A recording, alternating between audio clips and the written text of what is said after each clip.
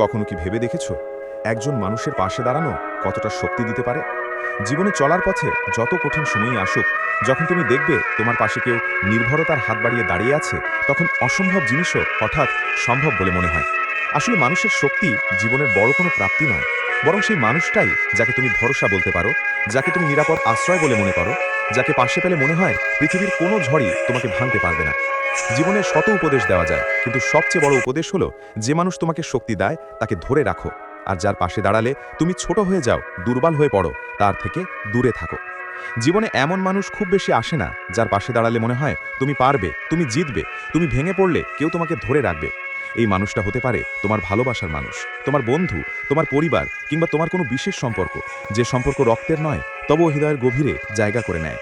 পৃথিবীতে হাজারো মানুষের ভিড়ে একমাত্র সেই মানুষটিই আলাদা যাকে পাশে পেলে হৃদয় শান্ত হয়ে যায়। কারণ তার পাশে দাঁড়ালে তোমার অনুভূতিগুলো বদলে যায়, ভয় কমে যায়, সন্দেহ মুছে যায়, আর আত্মবিশ্বাস বেড়ে যায়।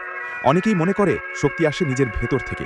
কথা ঠিক, কিন্তু সত্যি কথা হলো নিজের শক্তি টের পেতে একজন মানুষের প্রয়োজন হয়, যাকে তুমি ভালোবাসো, যার প্রতি তোমার অটুট বিশ্বাস আছে, তার মুখের এক টুকরো হাসিও যেন তোমাকে পাহাড়া টপকানোর শক্তি দেয়। জীবন কখনো একা লড়াই করার নাম নয়। জীবন মানে সঠিক মানুষের পাশে দাঁড়িয়ে একসাথে এগিয়ে চলা। কখনো কখনো তুমি হাল ছেড়ে দিতে চাও, মনে হয় আর পারবে না, কিন্তু সেই মানুষটা যদি তোমাকে একবার বলেই দেয় আমি আছি, ভয় পেও না, তুমি নতুন করে জীবন শুরু করতে পারো।